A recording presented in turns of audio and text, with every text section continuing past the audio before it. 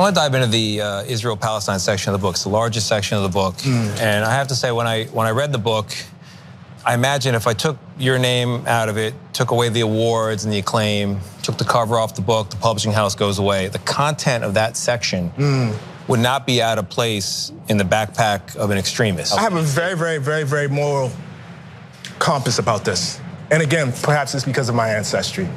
Either apartheid is right or it's wrong. Is calling an author who is critical of Israel's treatment of Palestinians an extremist the type of behavior a journalist should engage in? That's what CBS News wanted to look into following backlash over how co-host Tony Dokoupil treated Ta-Nehisi Coates during that exchange.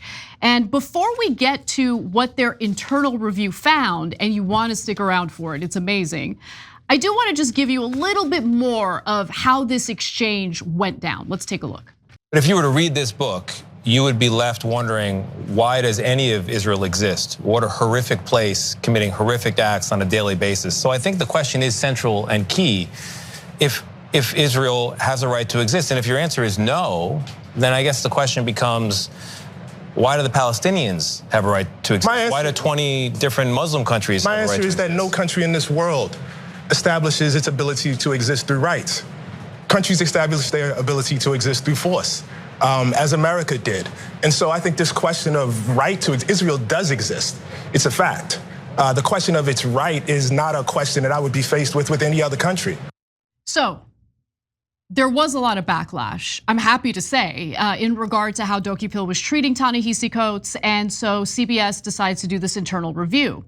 And what they found was kind of amazing. CBS News leadership said an internal review found that a controversial interview conducted by morning show host Tony Dokoupil with the writer Ta-Nehisi Coates did not meet its editorial standards, which I'm gonna be honest, that actually shocked me. Well, I agree that it doesn't meet editorial standards. Like, if you wanna do journalism, it is clear that there was a pretty significant bias with the host.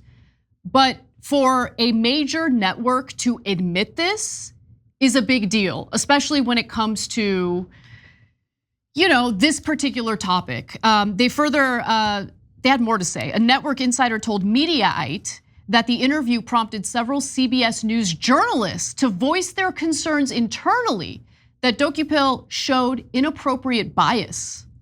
But not everyone agreed with that take. I'm gonna give you some more internal statements in just a moment, but before I do, Cenk, thoughts? Okay, I'm gonna start in a funny way here. Thank God Ta-Nehisi Coates is black and that he's a famous author and really well liked within the establishment, because otherwise none of this would have happened. So if I was in that same exact situation, no one would have stood up for me.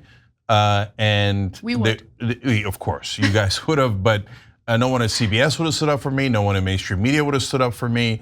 Why? One, I'm not liked by the people in the establishment. As an outsider, you get no special privilege. And in fact, you get the opposite. You're assumed to be a radical that should be attacked. And if you're not attacked, people go, why didn't you attack him? He doesn't even have any power, and he's saying something that we all find unacceptable. Number two, I'm of a Muslim background, so it's okay to call Muslims anti-Semitic 24/7 whenever they criticize Israel. I've never seen anyone object to that, and in fact, it's done so regularly that it's just, whenever I go on a show, that's the very first thing I expect is the question, do you support Hamas and Hezbollah, and basically they're intimating, are you a terrorist? And then when I say, no, I don't support those groups, but I'm deeply concerned about what Israel's doing, they immediately then say, are you an anti-Semite? Or they'll literally call me an anti-Semite, etc. Because so if you're Muslim, you have no privileges at all. So it's a funny day in America when a black guy's got more privileges than anyone does. So that's a step up in a way that's kind of wonderful for equality, but it's super ironic because obviously it's because Muslims are now the very bottom. And so, but more important than any of that is the fact that he has a name. That's why, if you notice, Tony Dokoupil said at the beginning, if I take the name off of your book. Yeah, exactly, that's a good point. That is a good point. Because that's a strange thing to say, right? He would never say to me, if I take your name off your book, because they would think, no, the book matches the name. Yeah. This is a guy we're the insiders have no respect for, so we can say anything we want about him and call him a terrorist-loving anti-Semite. But when you do it to someone that has allies in the building, then you're in a little bit of trouble.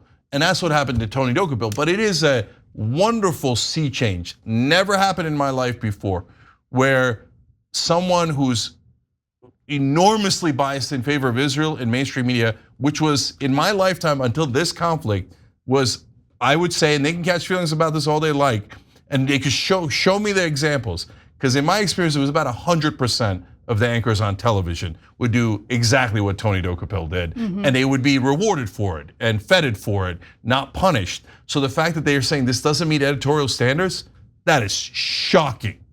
So I agree with you in regard to, I guess, the immunity idol that Ta-Nehisi Coates has, not just in regard to his race, but also in regard to how well liked and accepted he is within the establishment.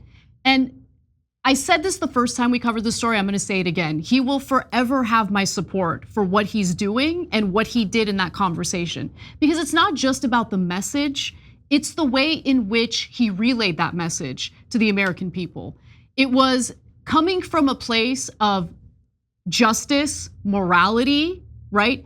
And so I wanna go to what I believe was the most powerful part of what he had to say, because guys, messaging is super important. And what he says here is very, very powerful. Let's watch. What is it that so particularly offends you about the existence of a Jewish state that is a Jewish safe place and not any of the other states out there?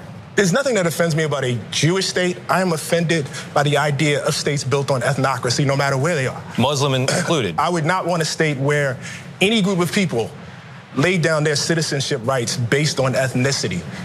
The country of Israel is a state in which half the population exists on one tier of citizenship, and everybody else that's ruled by Israelis exists on another tier, including Palestinian Israeli citizens. The only people that exist on that first tier are Israeli Jews. Why do we support that? Why is that okay? I'm the child of Jim Crow. I'm the child of people that were born into a country where that was exactly the case, of American apartheid. I walk over there and I walk through the occupied territories and I walk down the street in Hebron. And a guy says to me, I can't walk down the street unless I profess my religion. So the reason why I found that so powerful is because he personalizes it, and he helps Americans who are obviously aware of the injustices of Jim Crow, helps them understand what is happening on the ground in Israel, how the Palestinian people have been treated like second-class citizens, and even worse than that. And so while I really appreciate that CBS News did this internal review and they found overall that it didn't pass editorial muster, unfortunately, not everyone was on board with that message, including, this is the worrying part, CBS News chief Wendy McMahon and her top deputy Adrian Rourke. So I don't even understand how Tony's interview failed to meet our editorial standards, she said, according to Puck's Dylan Byers. She argued that Dokoupil appropriately challenged Coates' one-sided worldview. So that's insanity. Yeah. But see, that's what I'm talking about, guys. But in mainstream media, that's not insanity.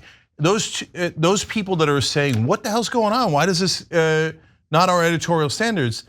I understand why they're so puzzled, because they're like, this is what we've been doing on the air for the last 50 years. But in their worldview, they think, I mean, Ta-Nehisi Coates is so one-sided. He cares about both Israeli lives and Palestinian lives. You're only supposed to care about Israeli lives. Okay, I mean, Tony Dokoupil said in the middle there, why do Palestinians have a right to exist? But those people running the news department there, they're like, I don't get it. Of course, that makes sense. That's totally our editorial standards. Why do the Palestinians even have a right to exist? They shouldn't be existing. Israel, on the other hand, is the most important country there is. And they have all infinite right to exist, and no one else that is opposed to them has any right to exist. And so it's just a disgusting one-sided view of the world that I've seen in mainstream media my entire life. Look, last things from the interview that you saw there with your own eyes and heard with your ears. He said, so this sounds like an extremist position. So you think the Palestinians also having a state? Ta-Nehisi Coates is not saying oh no, the Israelis shouldn't exist. He never said any of that.